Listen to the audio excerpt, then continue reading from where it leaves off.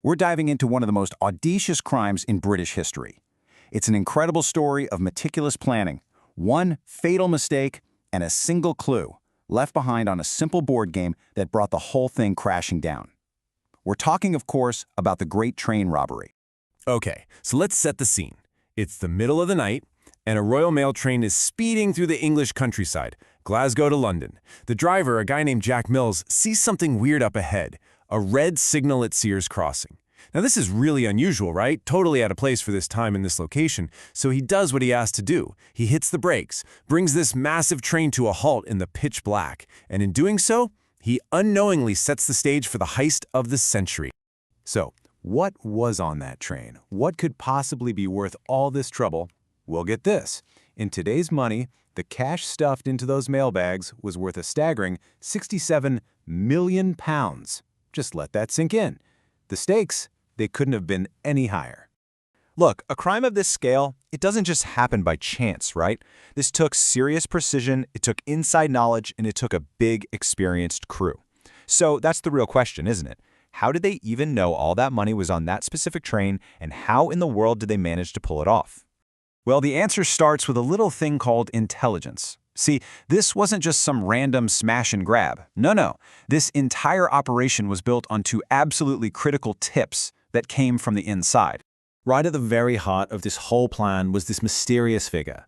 He's only known as the Inside Man. And get this, he was a senior security officer within the Royal Mail. His identity? Never revealed. He was never, ever called.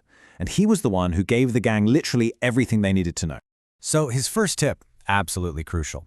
On a normal run, a train like this might carry, maybe 300,000 pounds. But this particular trip was right after a bank holiday weekend. That meant banks were sending massive amounts of cash back to London. On this one night, the haul was 10 times bigger. We're talking an opportunity that maybe comes around once in a lifetime. And if that wasn't enough, the second tip was the one that just sealed the deal.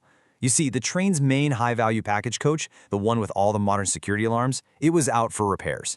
So in its place, they were using an old reserve coach, one with absolutely no security system at all. Think about it, a massive haul and no alarm. It was quite literally the perfect storm.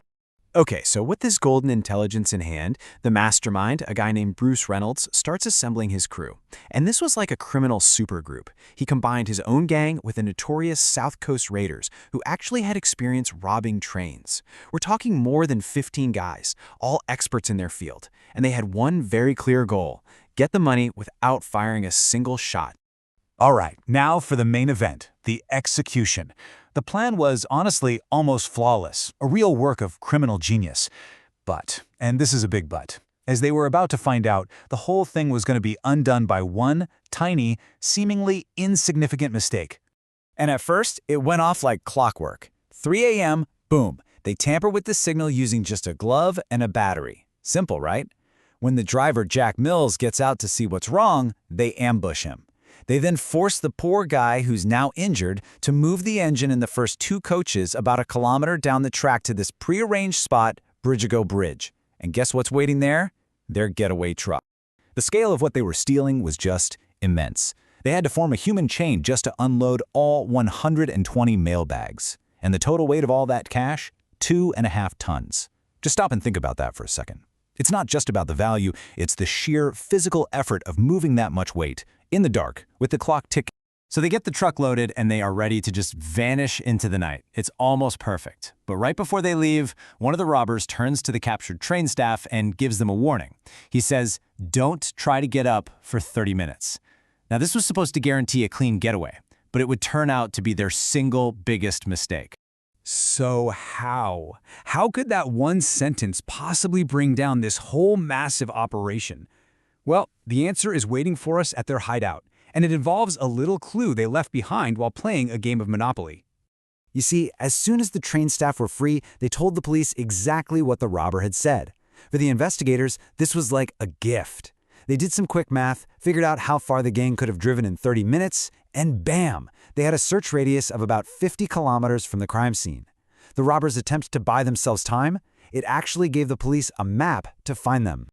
Meanwhile, back at the hideout, this rented place called Leatherslade Farm, the gang is listening to a police scanner, and they hear the search area closing in around them. And they panic. They start scrambling, hastily dividing up the money, about 150 grand each, wiping down every surface for fingerprints, and they even hire a guy to burn the whole farm down after they're gone. But that grand plan to destroy all the evidence? Total failure. The guy they paid to torch the place? He just took the money and ran, leaving the farmhouse completely intact for the police to find. This was their second, absolutely catastrophic mistake. So when the police finally raid the farm, it's a goldmine of evidence. They find the empty mail sacks, the hastily repainted truck, even some leftover mail. It all screams, this is the place. But the robbers had been pretty careful. They really thought they had wiped away every single fingerprint. They just overlooked one thing. And this is the legendary detail that cracks the entire case. To celebrate, the gang had played a game of Monopoly, using the real stolen money. In their panicked rush to get out, they forgot to wipe down the game board and the pieces. Their fingerprints were all over it, giving Scotland Yard the smoking gun they needed to identify and hunt them down. That Monopoly board clue, it led to a wave of arrests, huge trials, and a legacy that honestly endures to this day, not just for the criminals, but for their victims too. Most of the gang that was caught got hit with incredibly harsh sentences. We're talking 30 years in prison. But here's the thing. 2 key people were never identified. The replacement driver they used for the heist, never found. And even more importantly, the inside man, the architect of the whole thing, he was never caught. He just vanished. And you know, while the robbers became these infamous figures, it's so important to remember the real human cost. Let's go back to the train driver, Jack Mills. He was hit on the head during that ambush. He suffered from severe trauma. He was never able to work again, and he died just 7 years later.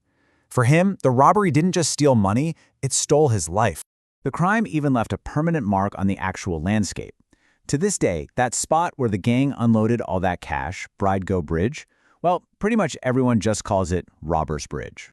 So in the end, yeah, most of the gang was brought to justice, undone by their own silly mistakes. But the story's biggest question, it's still hanging in the air. The man who made it all possible, that high-level insider who knew about the cash, who knew about the broken alarm, he was never found. So who was he? That is the great, enduring mystery of the Great Train Robbery.